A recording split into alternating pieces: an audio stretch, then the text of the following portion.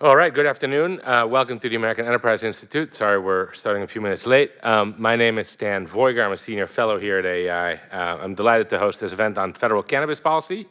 Warm welcome as well to our online viewership. For our online viewers, please submit any questions you have to jack.rowing@aei.org or via Twitter with the hashtag #AskAEI, econ. You can find both of those things on the event page too. Now, as all of you know, over the past decade, a wave of state legalization of cannabis has spread across the U.S. Currently, 37 states permit adult medical use, while 22 states and the district permit recreational use. Yet, cannabis remains federally illegal, a Schedule I controlled substance. In contrast, many alcohol and tobacco products are legal and heavily regulated, taxed, etc. Recent federal legislative efforts that we'll talk about at length have fallen short, leaving unanswered key questions concerning product regulation, advertisements, distribution, and key aspects of tax policy as well. Many policy experts have serious questions about youth access to cannabis, about criminal justice, about how to prevent a second tobacco epidemic, about driving under the influence of cannabis. And we'll attempt to answer some of those questions today. Now, we're going to do this on a two-part format. First, I'm going to have a conversation with Amanda Kane, who's here. Amanda is Chief of Staff to Congressman David Joyce. Congressman was scheduled to be here, but there is action going on over on the Hill. I believe there is, for now at least, a speaker, which is quite something. We'll see how that goes. Certainly should facilitate any path to legislation for any kind of piece of legislation. Anyway, so Amanda here will represent Ohio's 14th congressional district in his stead. So we're gonna talk. We'll take a few questions, then we'll go to part two. Part two being a panel discussion. Where I'll be joined by Paul Larkin, who's the John, Barbara, and Victoria Rumpel Senior Legal Research Fellow at the Heritage Foundation, by my colleague Brian Miller, who is also a hospitalist at Johns Hopkins and assistant professor of medicine there, as well as Sherry Olowitz, who's the founder of the Council for Federal Cannabis Regulation. We'll talk and we'll, again, do a round of questions. So with that, let me get started here. I'm going to walk from my lectern to my chair, and then we're going to have a conversation. All right, Amanda, thank you for doing this at short notice. So I wanted to first ask you about sort of legislative priorities related to cannabis that you and your boss see. Could you give us, just for people who are not fully up to speed, what's happened over the past few years? What do you think of as policy priorities in this area? And then maybe after that broad overview, we can talk about some specific bills that you guys have sponsored or that are in the works. But let's first do sort of a broad overview. How do you see the policy landscape? Yep. So I think for us, it's a two-part answer that there's our policy priorities in this space, and then there's the policy realities in this space. So I'll start with our priorities, and then I'll get into how those translate into reality.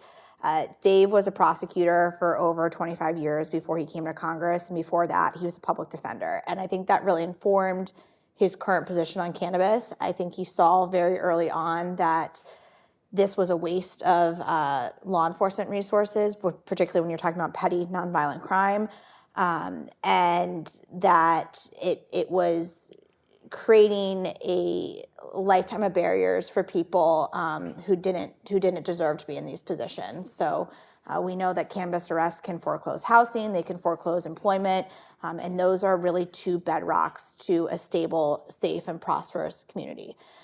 So that's kind of how we got into it in the first place. So that has informed legislation like the HOPE Act, which we can certainly talk about. And from there, it's kind of spiraled into understanding that cannabis is a matter of states' rights, but that the federal government does have a role to play, particularly when it comes to safety. And that's where you get into the taxation. Obviously, it costs money to have regulations and to enforce them. So there needs to be some level of taxation on the product.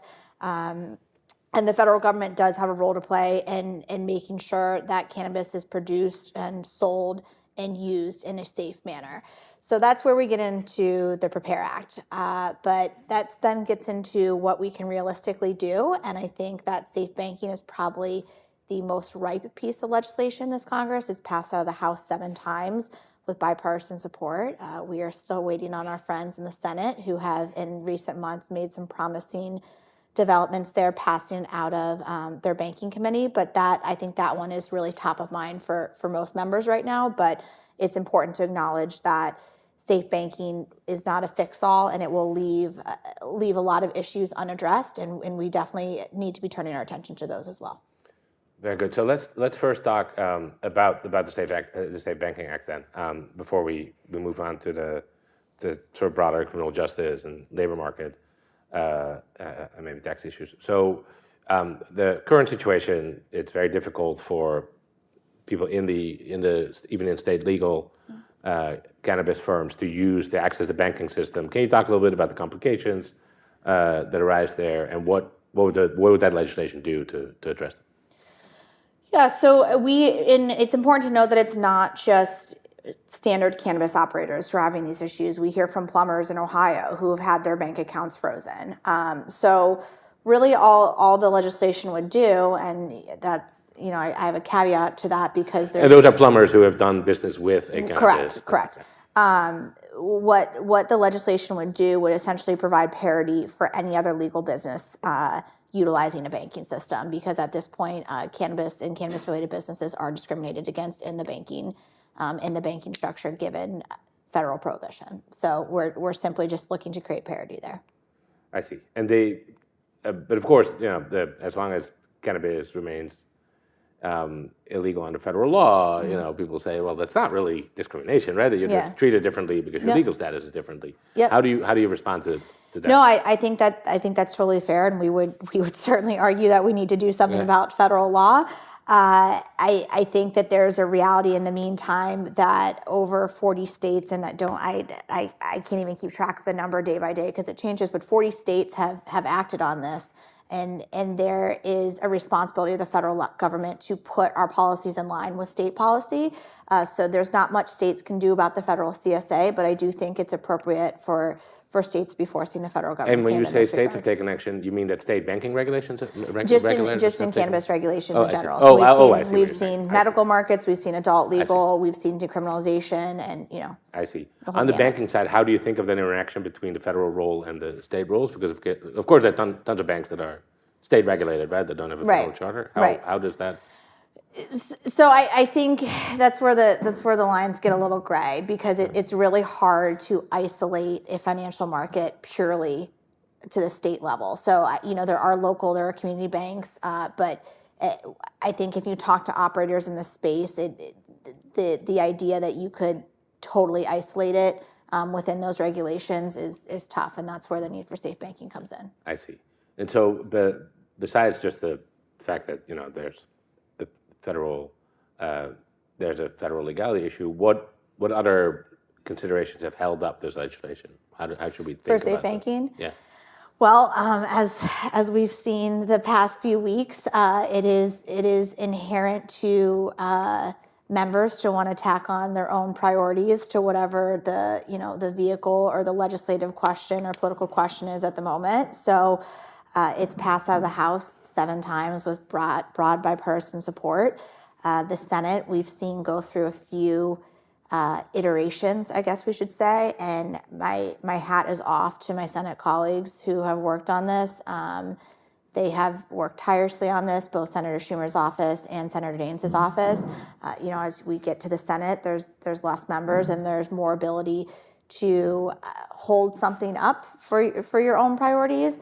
And so we've seen concerns having to do with everything from whether or not there was adequate social justice components in the bill to whether or not the bill would open up banks for laundering for other crimes.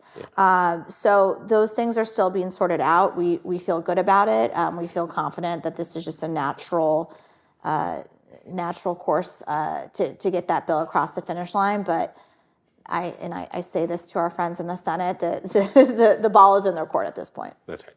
So then let's talk about the original motivation for your boss's interest in this area.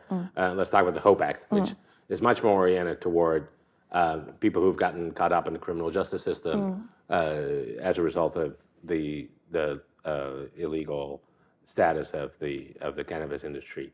How do you think that bill is going to go anywhere? What do you see as its main strengths?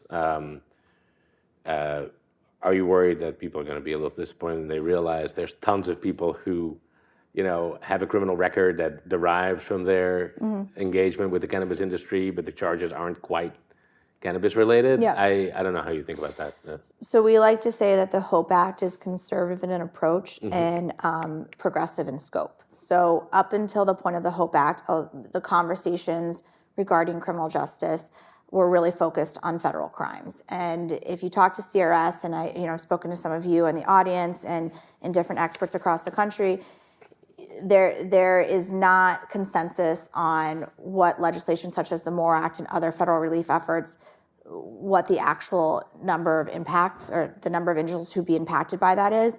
But if you start looking at state and local crimes, we're talking about millions and millions of people. Yeah, sure. Way more people. And it's actually, by and large, I don't want to say this too generally, but it's the state and local crimes that are petty, nonviolent, even getting down to grandmothers being arrested in the wrong place because they have their medicinal product on them. So, I do think that there is more appetite for that type of relief across the political spectrum, but it's important to note that something like that, and I don't want to negate the need to address some of these federal charges. Many of them are very unjust, but I think it's important to note that something like the HOPE Act not only has more political appetite across the board, but would provide more and immediate relief across the board. And it's way more people, right? Not just because there are way more people who get convicted at the state level than at the federal level, but also the type of charges is very different, right? At the federal level, there are obviously some egregious cases, but the overwhelming majority of people are not in federal prison for possession of marijuana. Right. So at this point, and I think this goes back to the Cole memo, but about 10 years ago, or even before the Cole memo, the federal government really kind of got out of the business of petty federal arrests for this. That's not to say that they don't happen, and there's certain cases where they are more likely to happen, but by and large, we're seeing this at the state and local level. And you pointed to something that these charges aren't always the same. They're very unique, and the HOPE Act is written in a way, and this kind of gets to why we like to say it's conservative in approach. It's written in a way that allows states to use it within the confines of their state laws and the unique situations there. So we don't change any state law. We don't have any federal mandates in it.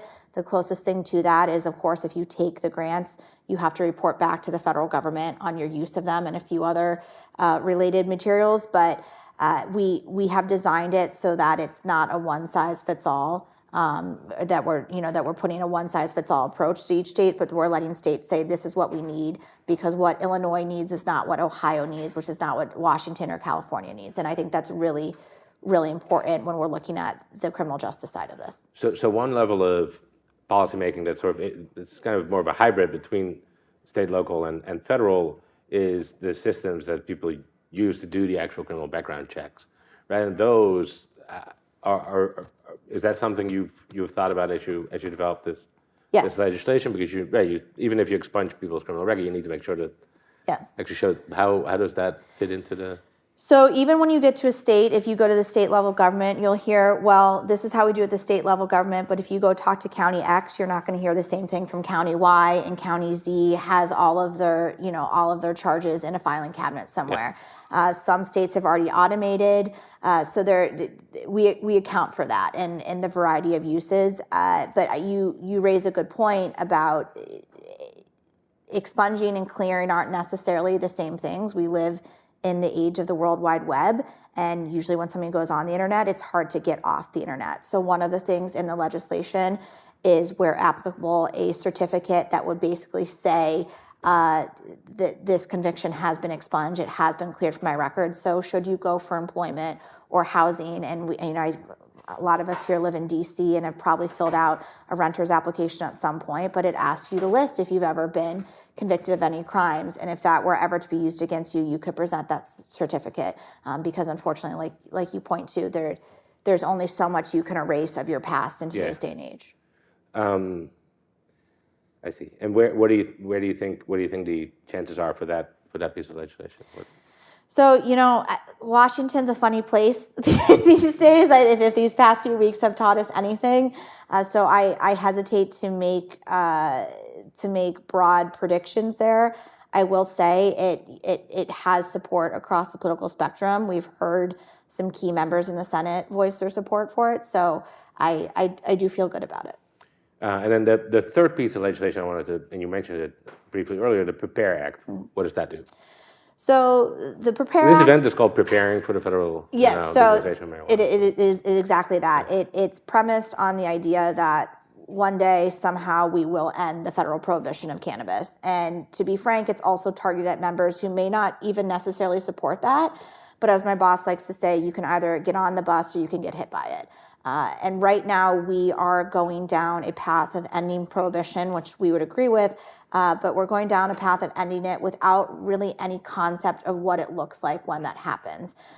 We've seen different proposals for taxation. We see different proposals for regulation within FDA, TTB, you name it. But the reality is, and what we hear from some of these acronyms are very scary to people. You're allowed to use FDA, but TTB is in Treasury, and you have to spell it out for people. Yes, apologies. So a few different agencies that there's debate as to whether or not they should play a role in regulating this. The reality is a lot of these agencies and the experts within them haven't had the opportunity to sit down and have these academic conversations, to meet with people impacted by prohibition, meet with industry stakeholders, meet with cannabis patients, meet with medical professionals. And the PREPARE Act would essentially force those conversations by convening a federal council combined of agency representatives and agencies spanning from the Department of Education to the Department of Labor, as well as industry representatives, people who have been victims of the war on cannabis. We're essentially trying to force them to get into a room and talk about this and report back to Congress so they can start the process of federal regulations, because we can, sit here and talk about taxes and talk about these different agencies, but until we have those conversations, we're all just, projecting and pulling things out of thin air. Very good. Well, so as part of those conversations, I believe I want to give Paul the opportunity to ask a question that he was trying to plant with me, and I'll just have him ask directly. Paul, do you want to wait? Please wait for the mic, and then.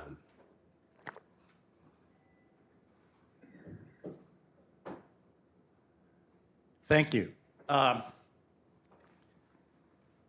big problem that seems unaddressed in legislation to modify the current cannabis laws is drug-impaired driving. There are a great many bills that have been introduced that say nada about that issue. And yet, if you look at the statistics from Colorado, you will see that between 2013 and 2019, the number of fatalities in which a driver had THC in his or her system increased by 135%. And one person every 3.5 days was killed by somebody who was driving a vehicle who had THC in his or her system. Why is it that no member of Congress wants to address the problem of drug-impaired driving before they legalize cannabis? Because legalizing it is going to increase the use, and that's going to mean some innocent people are going to die. So I think you asked a great question. There was a bill on the floor, and all these Congresses are running together, but I think we last voted on the MORE Act in April of 2022, if I'm correct on that. My boss is a co-chair of the Congressional Cannabis Caucus, and he opposed that legislation for one of the very reasons that you point to.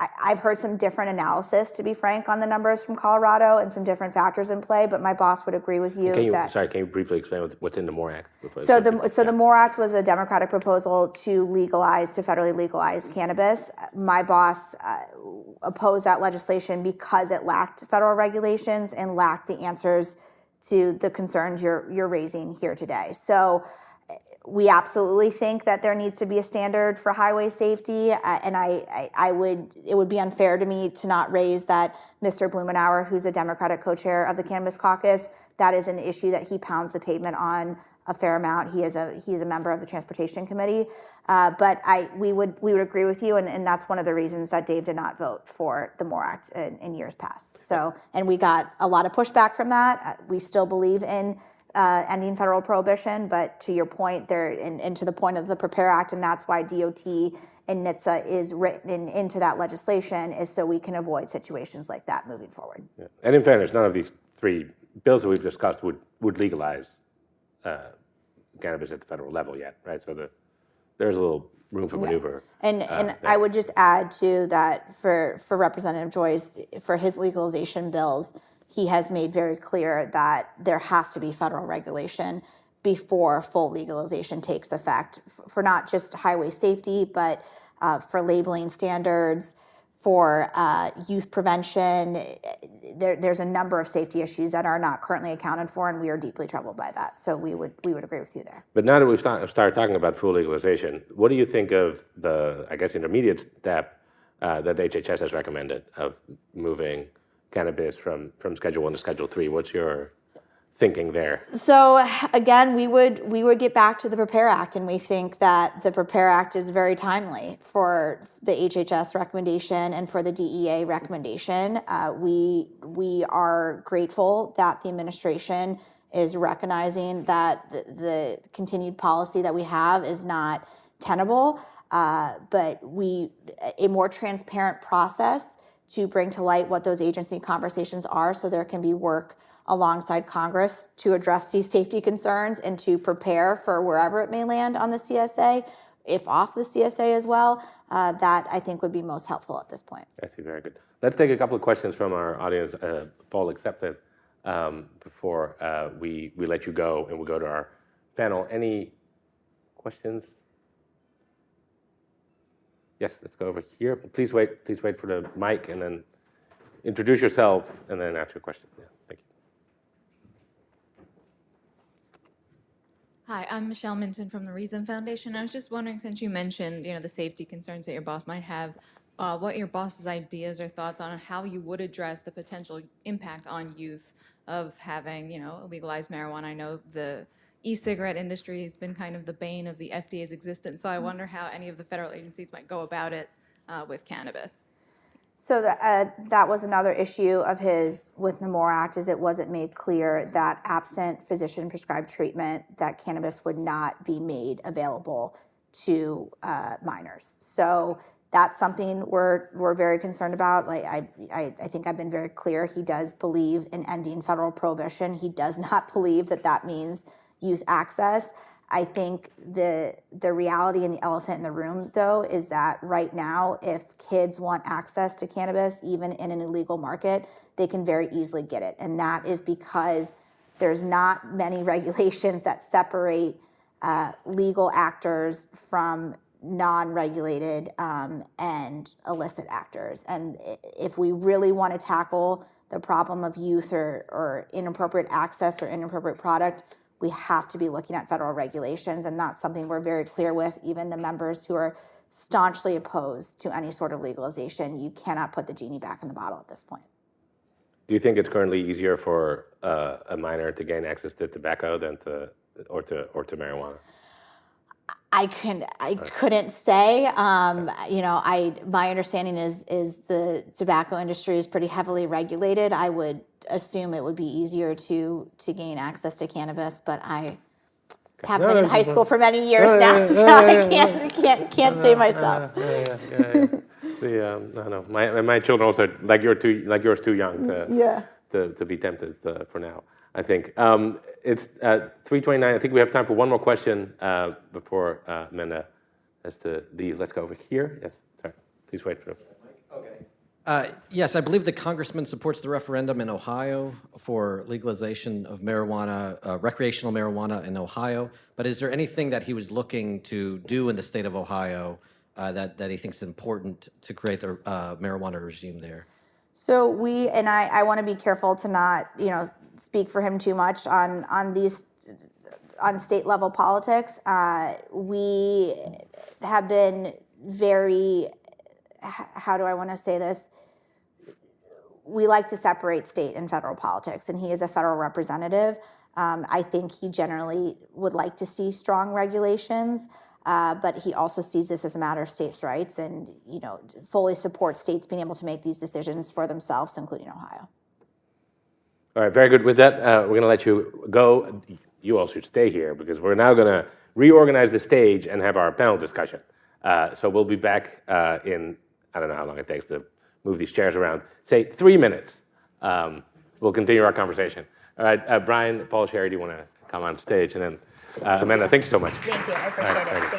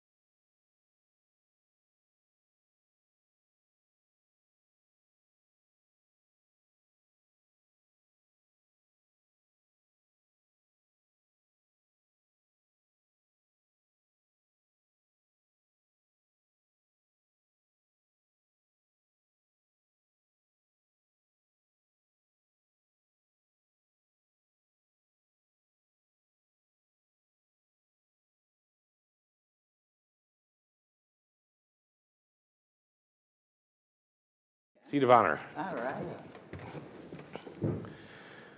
All right, welcome back.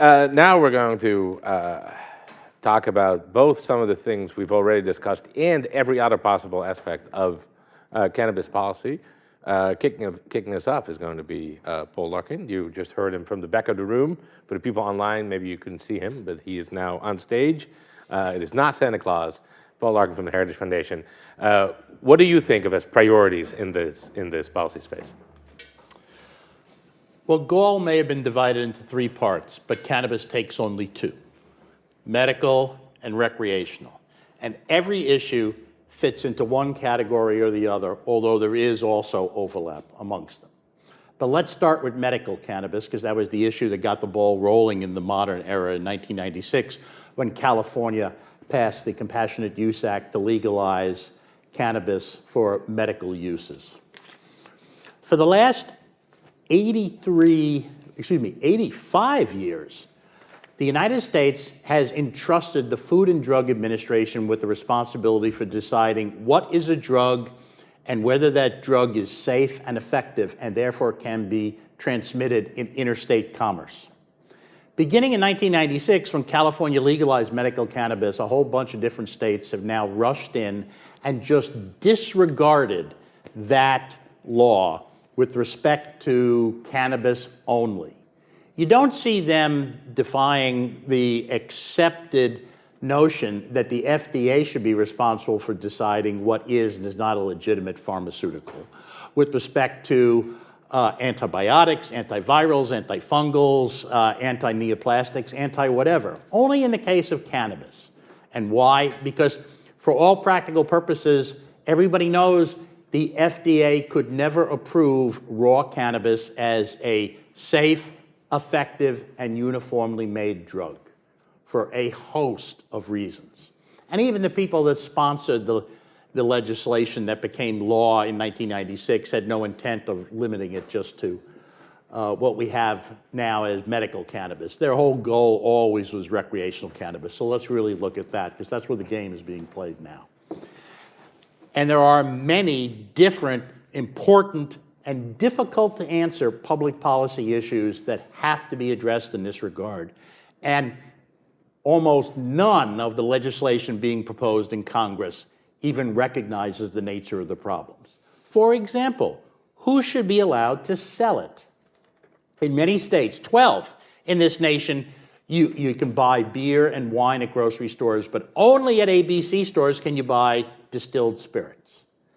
That model is designed to prevent the serious problems that occur when people become either physically dependent or addicted to alcohol. Because the model for private enterprise is to sell as much as you can to get everybody to drink and to get the people who already drink to drink a lot.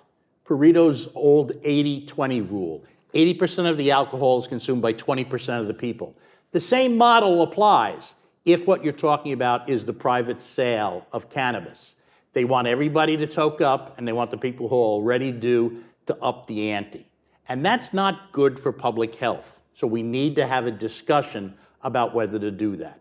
We also need to have a discussion about how we're going to treat children. Yes, we heard that you shouldn't sell cannabis to children. There isn't anybody whose opinion is worth listening to that will tell you, yes, we should sell cannabis to children. But they get at it another way. They make products that look just like candies, gummy bears, that then they sell to children. And those not only are sold freely in a lot of stores, parents leave them around at home, and the number of reported poisonings due to cannabis has increased tremendously since we've seen the legalization of medical and recreational cannabis use. We've got to stop that. Nobody should be allowed to make a drug, a psychoactive substance like this that looks like a lollipop or a candy bar. Okay? Finally, drug-impaired driving. That is a very serious problem. That's the question I asked about. And nobody wants to address it. It is a damn hard problem to figure out the right answer to, because we can't use the breathalyzers that we do for alcohol in the case of cannabis. So we have had a technological solution we have used since the 1950s in the case of alcohol that we don't have in the case of cannabis. There are things we can do, but we need to start talking about it. Why? Because right now Congress has leverage, because it is still in Schedule 1, although I have no doubt the Biden administration is going to move it to Schedule 3. It'll still be impermissible, by the way, under the Food, Drug, and Cosmetic Act. The Attorney General has no role in that regard. And as I said, since it can't be approved as a safe, effective, and uniformly made drug, it still will be illegal to ship it in interstate commerce, regardless of how low they schedule it under the Controlled Substances Act. But we need to start that conversation now. Congress now has leverage, and it won't later. And you can't trust the sale of a potentially harmful, potentially addictive substances to the private market, whose interest is only to see more and more people use it far, far too much. So, Paul, in that context, what do you think of the Prepare Act, which we talked about earlier? Oh, first of all, it is irresponsible to try to legalize the distribution of an impairing substance without addressing the highway safety problems that are going to result from that. I've read it. It's not in there. It doesn't talk about these things. So the idea that someone actually cares about public safety when they don't address this problem, to me, is just political mumbo jumbo, at best. At best. Oh, that's good. Brian, let's go to you next. I know you have a strong and relatively well-developed views on at least the first part of what Paul was talking about, which is product regulation, basically, but feel free to address any and all topics you'd like to touch upon. This is sort of a hot potato subject, which is what makes it fun, right? Everyone gets nervous when you talk about cannabis. What are you going to say? What do you think? And so first of all, in addition to being an internist, I'm actually a board-certified public health physician. There are 0.5% of us in the workforce. So I'm actually very interested in the public health impacts. Paul enumerated the concerns, probably better than I could. What do you do for impaired drivers? How do you measure impairment? How do you make sure that children don't have access to these products? I think the thing that and of course, advertising, sales, and distribution. The thing that we haven't really addressed is product regulation. What do I mean by that? So if I get a prescription drug or I prescribe a drug and it has a dose, if I give someone 25 milligrams of losartan for their blood pressure, I can prescribe that with certainty, knowing what that range of impact is. I know that it's manufactured in a way so that there's not glass in the drug tablet, right? If everyone remembers the adulterated heparin about 10 years ago. We haven't made or advanced policy to answer any of these questions for the cannabis market. We could, and we should start to have those discussions to think about what product regulation for cannabis products would look like. Medical cannabis products are going to be different than recreational cannabis products in terms of a market authorization standard, right? Medical or prescription products could be regulated by the FDA, and right now there are several that are approved as a prescription pure THC form. It's probably likely that if cannabis were legalized at some point, that recreational products would be regulated under a public health or harm reduction standard similar to tobacco products.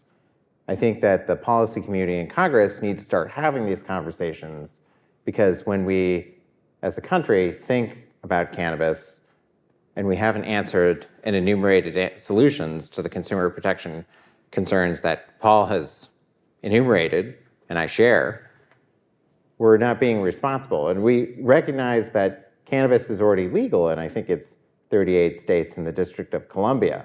So the market is already here. So we need to start answering these questions now rather than continuing to ignore them. Sherry, do you agree?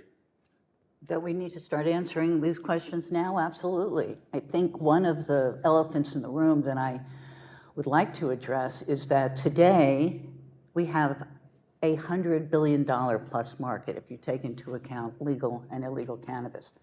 That is a very large market. Some people would say double that size. And likewise, we have anywhere between 50 and 150 million people using cannabis or have used cannabis. That's a lot of people. So public safety demands action. That's what I seriously believe. And I am not in disagreement at all with anyone here. I think that product regulation and product regulation through the FDA is critical and needs to happen.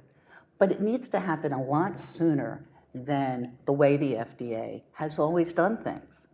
And I think that right now, with regard to impaired driving, it's a huge concern. People drive drunk, people drive stoned, but the reality of it is, and as I understand it from police, the best way to determine if somebody is sober or not is observational, not necessarily a breathalyzer. When automobiles became on the road, it wasn't until 1979 that the Transportation Agency approved breathalyzers. So we've had people driving on the road without breathalyzers. I think it is a very big concern, and I do not discount it anyway. But I think the bigger concern is that we have 50 to 100 million people out there taking products that they don't know what is in there. And so I think this is, these are my views and not the views of the Council for Federal Cannabis Regulation. I sit here today as a businesswoman and not a scholar. But what I see today is a lot of people who do not understand what the product is that they are getting in the bottle or in the weed or in the tincture, and they need to. These things need to be labeled correctly.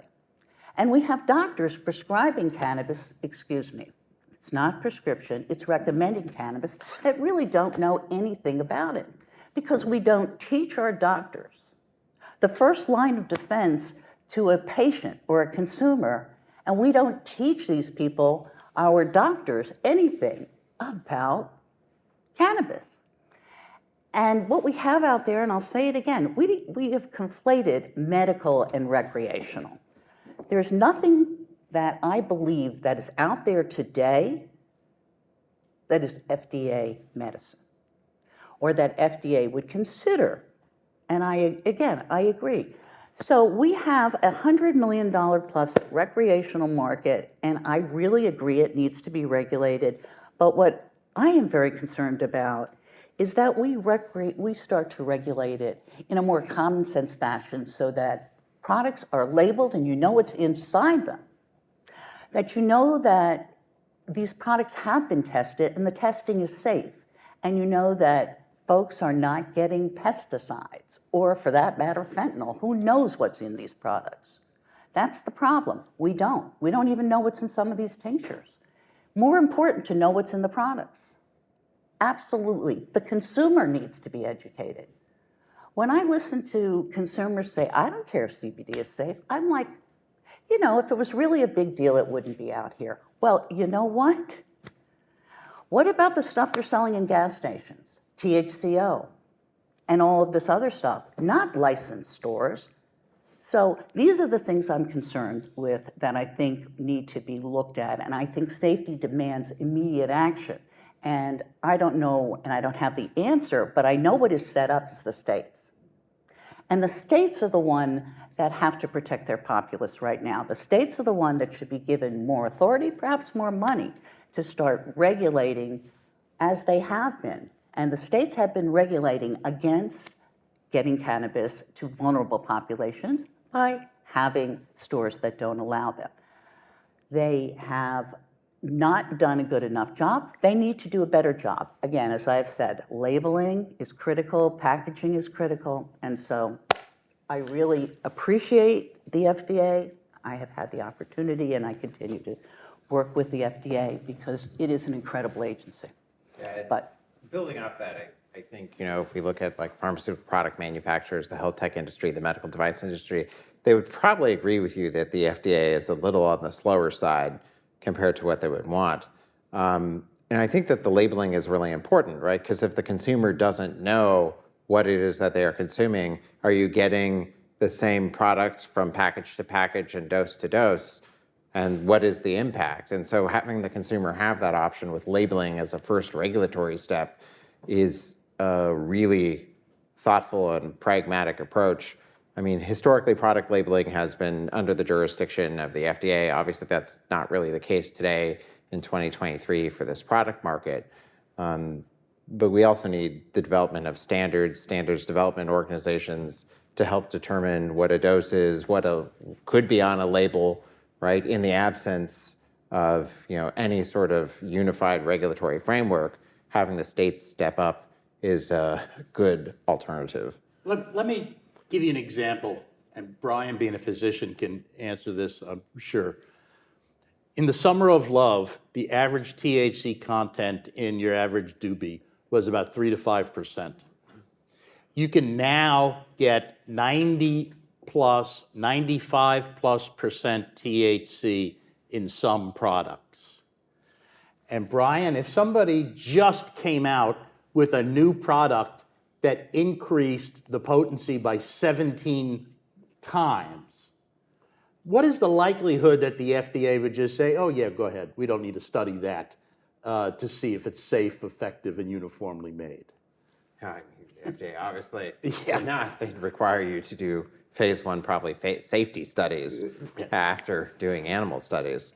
No, I mean, it's the idea that the cannabis that's out there today is the same as that was back in the 60s is laughable. Hoover Adger, who's the head of the pediatrics department at Johns Hopkins Medical School and Hospital, told me that the difference is so dramatic that the old studies really are no longer useful. The increase in the potency of today's cannabis is so great, it needs to be examined on its own. Paul, I want to go back to what really sounds like your main concern, which is driving under the influence. And there, I think what Chair brought up, the state-level regulation, are there state-level actions that have been taken or even international examples that you think that are good and that can inspire federal policy? Well, I mean, for example, in the United States, the BAC level is 0.08, which is actually not a scientifically adopted BAC? standard. It's a political standard because there was pressure from the restaurants and the alcohol industry. Because in Europe, there are many places that have a 0.05 standard because that's when you actually start to feel the disabling effects of ethanol. And some nations in Europe have 0.02. So one thing we should consider in this regard is combining what we know about the effect of ethanol and the effect of THC and taking a look at what happens when people make a cocktail of the two, because that is not uncommon for people to do that. And the problem is each one potentiates the other. So maybe one thing we should do is lower the BAC level for people who are also going to be consuming cannabis. Because if you hit 0.07 and have had a joint or two, certainly 3, you are no longer a safe driver even though you didn't fail the breathalyzer. So what we need to do is readjust our thinking about BAC and maybe bring it down to 0.5 or 2 or 0.0 and just tell people, make your choice, alcohol or cannabis. The problem when you mix the two is you got people behind the wheel of the car who are now one toke over the line, and they are a danger to entirely innocent people out there. And just for the audience, BAC is blood alcohol content. I think that's like an example of a specific regulatory action that could be taken to address a consumer protection concern. That's right. And like my whole concern is with the safety of the public. It's not a moral concern with whether people should or should not use cannabis. It is, we are moving off into an area where, because we have been treating cannabis one way for so long, once we cross over the line into now legalizing it on a large scale use, if we find out it's a problem, it may be too late to do many of the things that we should have done early on to prevent those problems from occurring. And it may be too late to do so. Like I said, now is when Congress has the leverage. If Congress legalizes it, the leverage is gone. So Paul, so there are two things I don't really understand. So why would you focus on the interaction between alcohol and cannabis as opposed to just drawing up a list of this is how much cocaine you can have in your blood, this is how much amphetamine, this is how much cannabis? Right. Do you think that's just not politically feasible? It seems like capping how much cocaine you can have in your blood when you're driving, that should be a reasonably popular political cause. Think about how a breathalyzer works. Yeah. It catches your breath. Why? Because alcohol. Well, you'd have to do a blood test, is obviously. I understand. Yeah. Metabolized in the lungs, so that you breathe out the alcohol. You don't breathe out heroin, cocaine, or any of these other things. You have to do a blood test. But in order to do a blood test, you need a search warrant. In order to get a search warrant, you have to have probable cause. And in order to get probable cause, you're going to have to now stop the vehicle. So you need a reasonable suspicion to stop the vehicle. Plus, these are fugitive elements in the body. You don't have necessarily the ability 3, 4, 5 hours later to be able to say by testing that this person was clearly impaired at the time, because we are going to see a lot of people go below whatever that amount is. And we don't have the ability to do some non-invasive, easily administered, relatively inexpensive roadside test for all these other drugs. Unfortunately, alcohol is the outlier in this regard. But then how does the interaction work? Because you would still need to know if the person has consumed No, what I'm cannabis. saying is, we know that when you take the two of them, each one affects the other, and you get more intoxicated, impaired, than if you had only the one or the other. So if you lower the BAC standard and you have some THC in the blood, you know that this person has both, and therefore added to whatever observations the police officer had at the scene of crossing the line. But you'd still need a blood test. You would still want to have a blood test, but you normally would hope that the blood test would give you a number that establishes guilt, the same way the breathalyzer does. It might not in this case because of the delay. But if you could add that to something other that's objective, like the presence of THC, then maybe you have something more objective to go on. I mean, the police make drug driving cases now based on breathalyzers. It's not just the observations. That's how they had to do it for years, and they lost a lot of cases. And the result is you didn't have the same aggressive prosecution that you do now. Why? Prosecutors don't like bringing losing cases. Why? Their metric for success is wins. That's how they get promoted. It's how they get raises, everything else. The more wins they have, the better they're treated. So a case that's close, they're not going to bring. This will mean that years ago, there are people who wouldn't get prosecuted, who would get prosecuted today, and lives will be saved because they will be kept off the road. Very good. Something that you said earlier, Sherry, struck me, which is, and maybe I'm misquoting you, you said that no product that's currently on the market would pass FDA scrutiny? I don't think that the products out there have anything to do with FDA products. I think the candy bars that are filled with THC and CBD, they're not, the tinctures that are out there that have various types of cannabinoids in it, none of that in my, and Brian, you're far better off in this world than I, but my experience, my understanding of FDA, this kind of non-pharmaceutical product is not an FDA product. Yeah, the THC-infused bag of Oreos would not be an FDA-approved prescription drug, and it also, under current law, would not be sold as a food at because the additive would be not generally recognized as safe, because THC is actually available as a prescription drug. It is not generally recognized as safe or GRAS, as they say, so it could not be part of a food or supplement under federal law. But even if it was not, my point is that product is never going to pass FDA clinical trials. That Right. product is never going to be a supplement.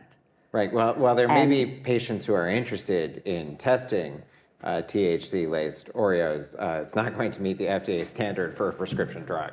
That's correct. Or even as a food or a supplement right now.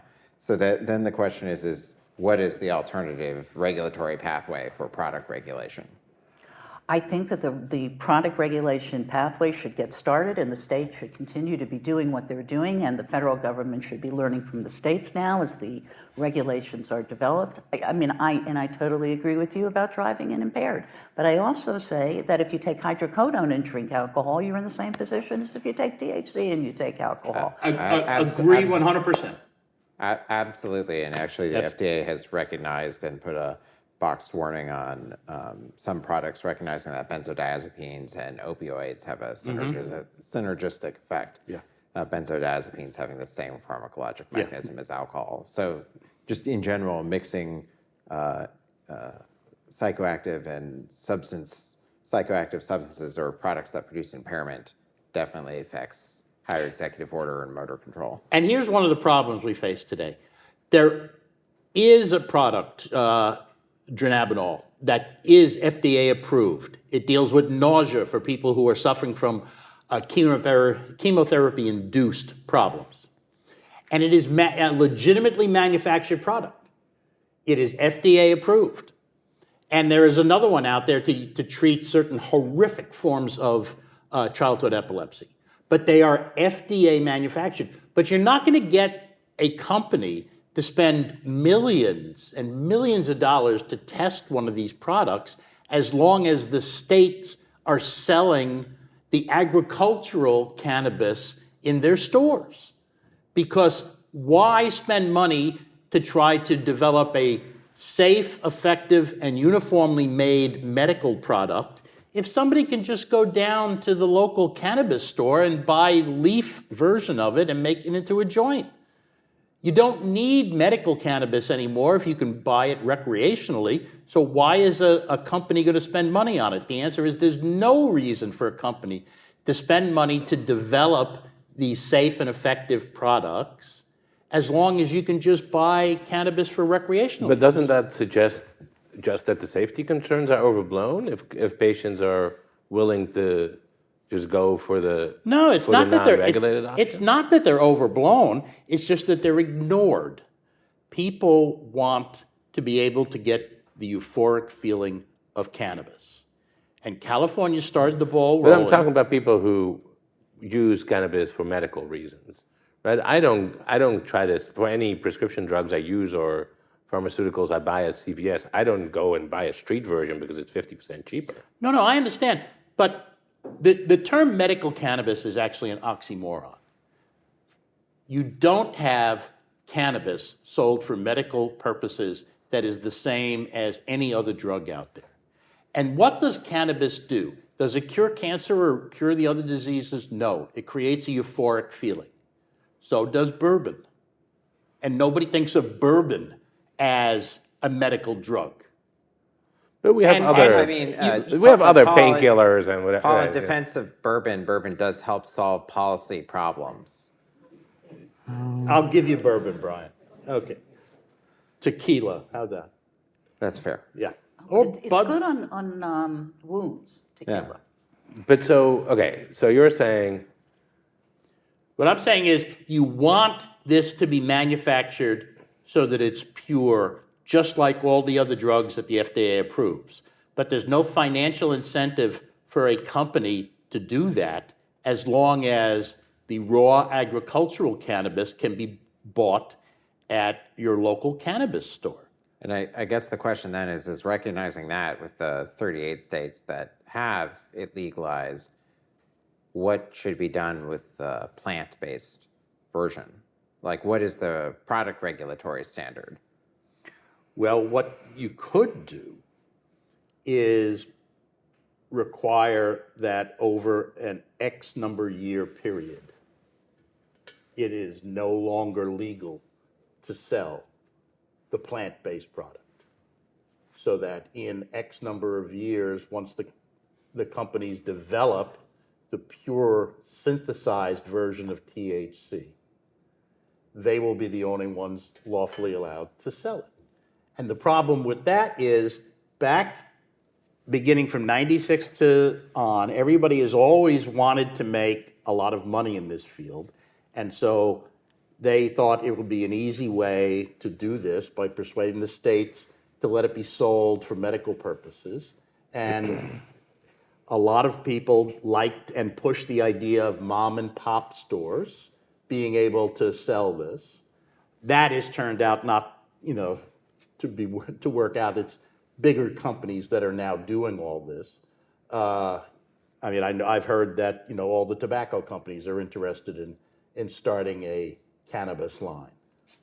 So it is a difficult problem now to address, given the fact that the states essentially took the law into their own hands.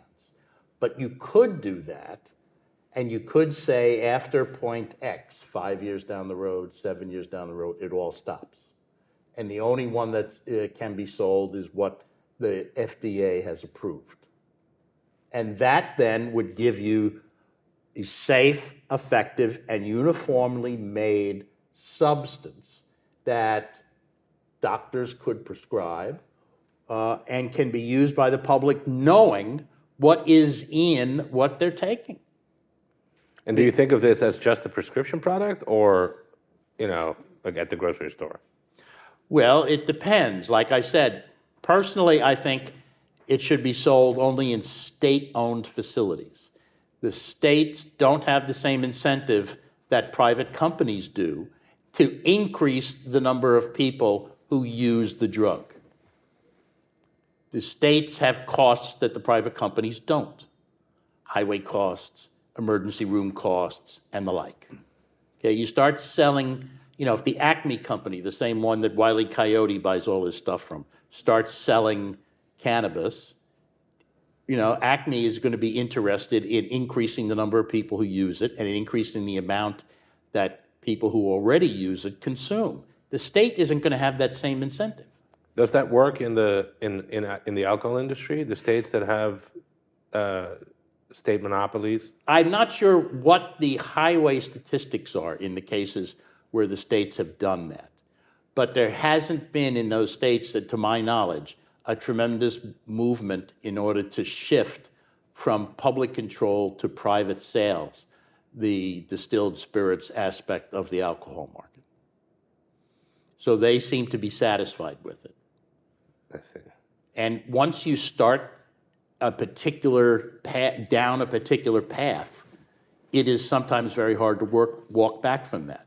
That's the so-called QWERTY problem. Okay, those are the once you get people used to a certain way of doing But work. it can't be that successful. But it's not like the states that have a private distilled alcohol market are rushing to nationalize their liquor stores, right? Well, the Constitution gives the states the ability to regulate alcohol. For sure. So there are certain areas that only the state can regulate. There's a It's lot like of Massachusetts other, isn't a lot rushing of to other copy areas. the New Hampshire model. What's right? that? Maryland isn't rushing to copy the Virginia model, right? It can be. It doesn't that's- seem to be the case that it's dramatically more successful as a policy experiment. No, but it is harder to go in the direction of moving it from private ownership to the states than it is the other way. Because now you have given the people in the private sector a great incentive and a lot of money to try to make sure that the politicians don't take that away from them. Oh, but in the other states, the politicians have this massive source of tax revenue and control over an entire industry that they don't want to I surrender. think most people would say it's not as big an incentive to keep it there as it would be if you gave them the option to shift it. Because all they have to do is just keep the same amount of taxes. I don't know. I don't know that privatizing stuff is always as easy as you're making it sound, but maybe. I'm not saying it's always easy. I'm not saying it's always the best. But what I'm saying is you may not be able to shift back if you start out by letting it be sold privately. In other healthcare spaces where things are highly federally controlled and sometimes even federally run, I think when it's easier to put things under the federal jurisdiction than it is to have a private market run them, generally. Like, it's easier because you're saying once we started down the private path that we're stuck there and that we're not going to go to another model. We could very well be. Yeah, I don't think that is the case. On the other hand, don't we think that a public-private hybrid model is better here? I don't know. I'm not sure what the details of the public-private hybrid model are. Thinking about advertising regulation, product distribution restrictions, right? Like tobacco instead of like alcohol. Right. Well, advertising, here's the problem with that one. The First Amendment has a commercial speech doctrine. It didn't a long time ago, but it does now. And while the commercial speech doctrine provides that you cannot advertise illegal products, you can't say that, there are no television ads for cocaine. right, okay? Although cocaine, I would say heroin is a better example because it's a Schedule I drug. Not trying to quibble. I mean, Scarface snapping at a TV ad. But once you legalize a substance, it's not clear that you can prohibit a company from advertising it, even if you want to dissuade people from doing it. If you leave the selling of it, the distribution, in the state's hands, then you can control what happens, because Congress can tell the states they can't advertise it. And Congress can do that because it has the power under the Commerce Clause to regulate the interstate distribution of ads on a particular subject, and states don't have the ability to rely on the First Amendment because they're not people. So if Congress lets the states sell cannabis only if they have state stores doing it, Congress can, as part of that, say, and there shall be no advertising over radio, TV, internet, you name it, whatever. Congress would be able to prevent the advertising of it. Whereas if they gave it to whatever companies wound up getting the business, whether it's through a lottery or some other mechanism, Congress might not be able to prohibit them from advertising their product because the First Amendment might allow somebody to say anything that is true about a lawfully sold product. Now, in the case of distribution, yeah, Congress can limit the distribution of virtually any good in interstate commerce. So yes, that part of the public-private hybrid would work as the distribution. At advertising, it's less clear. Let's take a few questions, both from here and from the internet. I'm going to ask a quick one while you're walking there with the mic. Brian, can the FDA approve anything related to this product if cannabis is not federally legal? If you have a pure prescription form that meets the good manufacturing practices and is shown through clinical trials and evidence to be safe and effective, right now, those specific synthetic products can be approved as a prescription drug. Excellent. Good. One question is, here you go. Yeah. Observation sort of question. Can you give your name? Michael Correa, and from a background standpoint, I've been lobbying for the cannabis industry for 10 years. And so you are all bringing up policy issues. And here's the problem. It's a chicken and egg argument. It's federally illegal. So it's impossible for federal agencies to have opinions on something that's federally illegal. So you talk about pesticides, they can't say anything. You talk about TTB. You talk about government agencies and its emission creep. You mentioned we need to be thinking about this now. We should have been thinking about this 10 years ago when I started. These are policy questions. What about DUID? What about teen use? What about all these issues that need to be brought up? But because it's federally illegal, this is a policy discussion that Congress has to solve. And I've been there for 10 years and they're not solving it. The states are way out in front. And so it's really hard. You know, all your think tanks should be talking, instead of just saying no, you should be talking about, here's all of our concerns. These are all the issues we need to address. And I just wanted to give Ms. Orlowitz some props. At least you're putting out policy papers to say, hey, here's a path forward and things. I just wanted to mention that because it's federally illegal, it's really hard to have these policy discussions, which every other policy discussion happens in DC. So I just wanted to see if you have comments about that. Because what comes first, the chicken or egg? I think that we need to have these policy discussions, and that's why Stan helped invite and organize us all here to do a panel and start that discussion. Perhaps it's a bit on the later side, but there's no time to start the discussion like the present. You're right that we should have had these discussions long ago. We should have had these discussions in '96, if not before. There have been discussions since then, however, and the biggest problem, I see it, is that legislators don't like to make enemies. And on this issue, no matter what side you come down, you're going to make enemies. And so unless they're forced to do that, they're not going to. And they haven't been forced to do that because there hasn't been any change in a major way in the numbers, I think, in the Senate. There aren't 60 people who want to eliminate the ban that we now have in the CSA on cannabis. And that's what you need to get legislation through the Senate. Although I suspect we all agree that we should have started these discussions long ago and Yes. started solving problems, identifying problems, as you said, and then figuring out what a practical solution is. Yeah, no, we are behind the curve on this. There's no doubt about it. And shame on us for not doing this earlier. Two quick questions from Hasten Willis, who's a reporter for the Washington Examiner. One, what are the electoral implications of President Biden potentially moving marijuana from Schedule 1 to Schedule 3? My understanding is reclassification could be completed right before the 24 election. And two, can marijuana be fully legalized by the executive branch, or would Congress need to get involved? Either way, do you see full legalization happening in the near term? Who wants to take question one? The political implications? Yeah. I'm happy to do that. I think if you reschedule right before an election, it turns what could be an interesting policy issue into a political issue. So I think if they wanted to reschedule, doing that far away from the election to make it clear that it's not a political decision is really important. Go ahead. No, sorry. I'm on the other side of this. I think cannabis is a political issue. I think this is completely a political issue.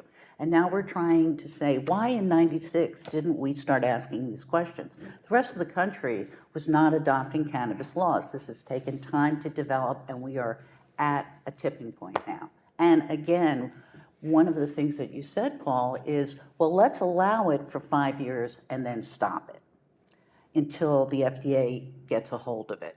And the reality of what you also said, and I think it's true, is you can't let people do something and then take it away from them. And the reality of it going away, it's just going to grow and grow and grow. And who is dealing with the issues right now and who knows the most about the issues right now is the states. And the FDA knows the most about pharmaceutical medicines. And there are many people that believe that cannabis is more than a single molecule, and that it has certain kinds of medicinal effects that are different than what the FDA recognizes as medicinal effects. Those people are not going to stop using cannabis ever. The other part of cannabis is we don't know what these cannabinoids can do. At Technion in Israel, there is a Center for Cancer and Cannabis. And there are suggestions that, in fact, cannabinoids are effective in some types of cannabis. These are not clinical trials, not FDA gold standard, but we're having more and more evidence about these cannabinoids and the medical properties. Let's let the FDA do their job. You know, I want to answer the first question, but I also want to respond to that. You are absolutely right. We should have been discussing this earlier, but also we should have been doing research into this. Cannabinoids are the biologically active components of the cannabis plant, and we don't know enough about them. And we need to do more research into this. Now, I know there's a debate whether for a very long time the Justice Department, particularly the DEA, was unwilling to allow this debate to be conducted, this research rather to be conducted. Well, last year Congress passed a bill to try to alleviate at least some, if not most or all of that problem. That may do it. If not, they should do more then, because we need to be able to decide whether these ingredients are valuable. They may well be, and we're cutting off our nose to spite our face if we're unwilling to look into this. But on the political problem, you bet. Why do I say that? Because President Biden did it before. Less than a month before the last election we had last year, he decided to issue a pardon for all the offenders in federal prison who had been convicted of minor cannabis crimes. You know how many people the Federal Bureau of Prisons released? 0. There was nobody in prison that satisfied this. It was just a political gesture. They also are expunging the records of all of those folks, those 30,000 folks that have records that can really make a difference, because cannabis use on your record ruins your life. The federal government didn't prosecute people for possessing a joint. They prosecuted people for importing large quantities of cannabis.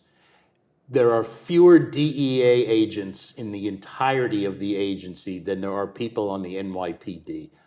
you don't have the resources to go after small cases. They only went after large cases. If people were convicted of small crimes, it's because they pled it down because they were willing to help the federal government against other cases. You didn't have that sort of major problem of large numbers of people in prison because of small offenses. And if they had a record and it was ultimately attributable to bringing in boatloads of cannabis, and that's a problem for them now, they earned it. As an immigrant, I always had to get used to a system where the way the criminal justice system works is the prosecutor and the person who's been arrested negotiate over the prison term he's going to serve without any kind of judge or jury involved. But we'll leave that for a different day. I wanted to point out in response to the first question, I think the state where it matters the most is Minnesota. We had the legal marijuana party now that's been doing pretty well. I think got the highest number of third-party votes in the Senate race in recent history, in a recent race.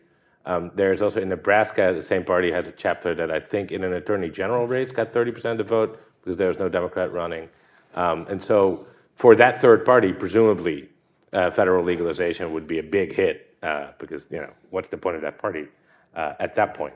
Interesting thought is that, when you look at opinion polling, a lot of uniformly Democratic voters are in supportive of legalization.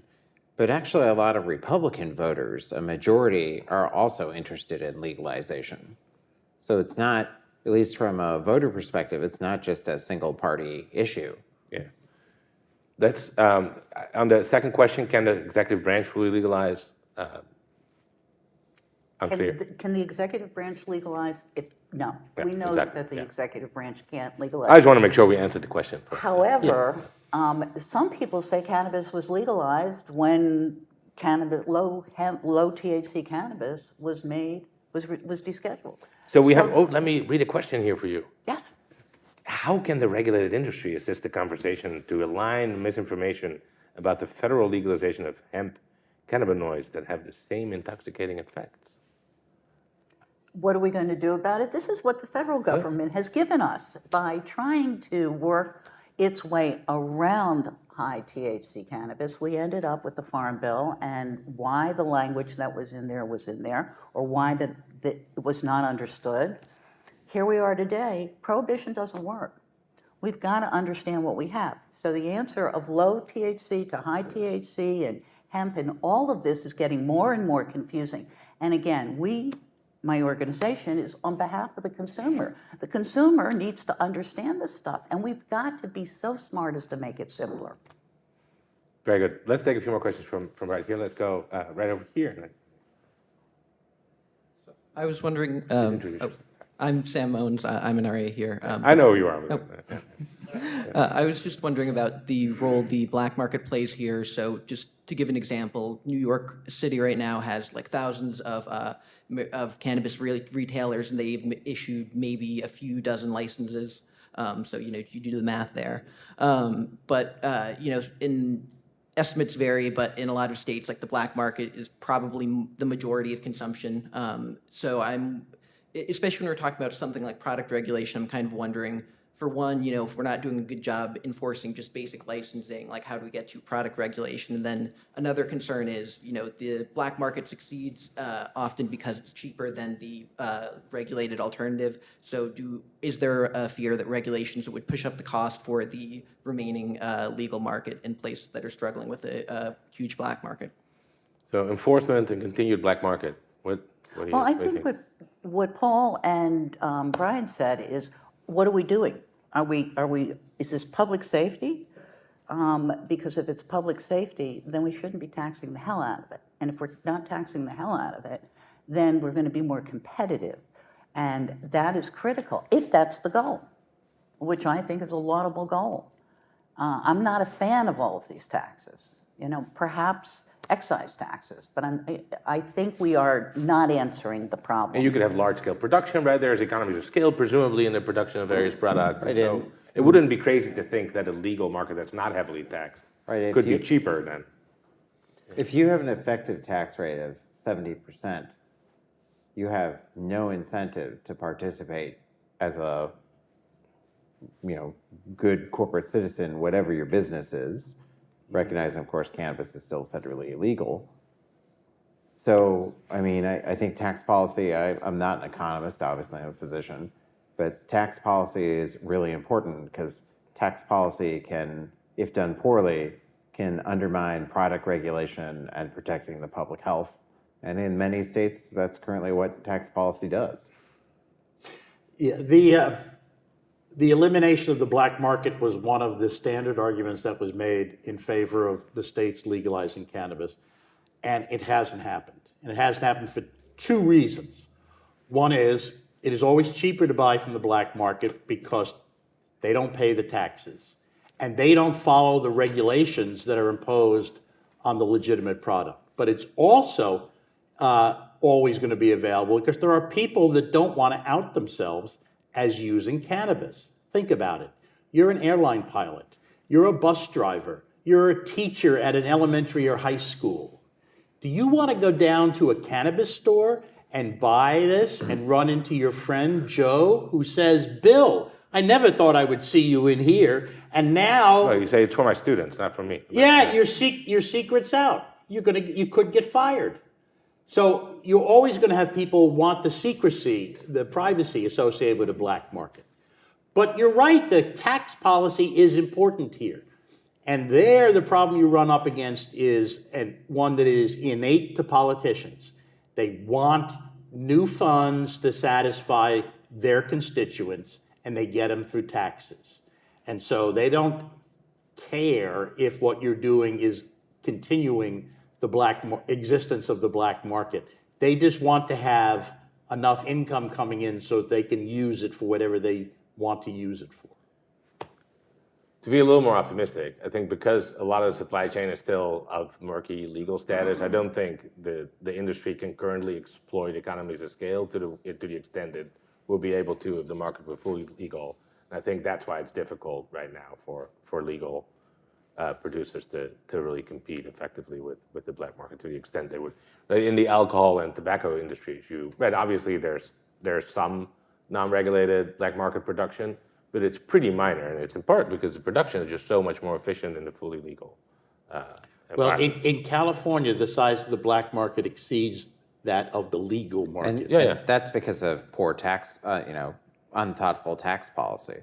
Well, that's part of it, but not all of it. It's also because the cartels have decided they send people into areas like the Golden Well, it's Triangle. also because Unilever and Procter & Gamble are not allowed to produce the cannabis products. They say what? It's because Unilever and Procter & Gamble are not making the cannabis products. Well, and it's also because they can overwhelm the local police departments who are forced to handle these Unilever matters. and Procter & Gamble? No, the cartels in Mexico. Yeah. Let's go for, I think this may be our final question. Let's go. Sorry. So I have a question for you, Mr. Larkin, about kind of the fears around what will happen. So we have millions of people every day using cannabis in state-regulated markets. The sky didn't fall. It's been now well disproven that cannabis is a gateway drug. We don't have people driving their cars off cliffs. We don't have a bunch of children using. We don't have babies coming out with cannabis-related birth defects.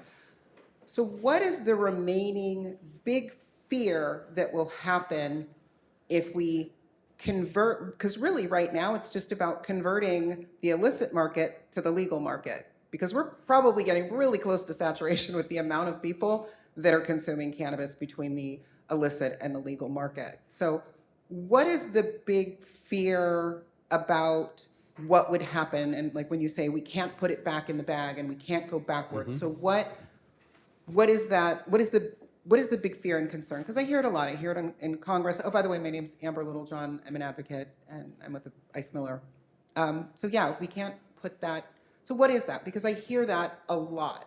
Okay. And I don't Can I understand. add to your question before you answer? Because I would think the big fear is prices go down by a ton, consumption goes up, but you don't seem to believe that prices would actually go down. Well, what you're seeing first of all, you're not going to eliminate the black market. You're not just going to shift the black market into a legal market because they can always undersell the legal market. They don't pay the taxes, and they don't have to follow the safety or environmental regulations. Yeah, and there is, Actually already getting out of the business. who? A lot of the cartels are actually, when I speak to law enforcement on this, they're actually starting to exit the cannabis business because it's not particularly profitable for them. Well, if they are, that's happened only in 23, recently. But why because- would this be the case for cannabis? It's not true for bread. It's not true for strawberry preserves. It's not true for beer. It's not true for any other. Why consumer isn't what pro- true? I couldn't hear the beginning of what you that said. the legal producers can't compete with the black market? What's so special about cannabis that would be the one industry where the black market would be able to consistently undercut the legal producers? Well, they don't have to pay taxes on what they sell, so they can sell it at a lower price. But how is that not true for an illegal beer manufacturer An or an illegal beer manufacturer? Yeah. Well, yeah, it's just that you don't have people to the same extent selling illegal beer or other things. But why not? Well, maybe they get a higher margin on cannabis, and so they're doing it in cannabis rather than beer. Possible. And maybe they can't compete with the quality of all the local breweries as well as the major national ones, so they can't sell enough. I don't know why you don't have more of it, but my guess is there's an economic explanation for it. And you have seen an increase in fatalities where drivers were tested positive for cannabis in states like Colorado. So you have seen that problem. That has increased since they legalized recreational use cannabis in Colorado. Plus, whatever happens here, you've seen how long this has taken. Whatever Congress settles on with respect to cannabis will probably be the same sort of regulatory approach they then settle on for a lot of other things, like hallucinogens or psychedelics, pick your term. Okay, then there is an increase in the people in the medical profession who want to use psychedelics to help treat people for PTSD and other things. I actually think a lot of the cannabis products will be regulated more similar to tobacco rather than psychedelics. Well, I mean, tobacco would be a reasonable way of going about it, I suppose. But if the only thing that Congress were to allow to be sold are pills or gelatin capsules and the like, rather than cigarettes, then it may be that there's a non-tobacco approach that would be preferable. I don't know. We still see cigarettes being sold, and so you have to deal with that aspect of the products out there.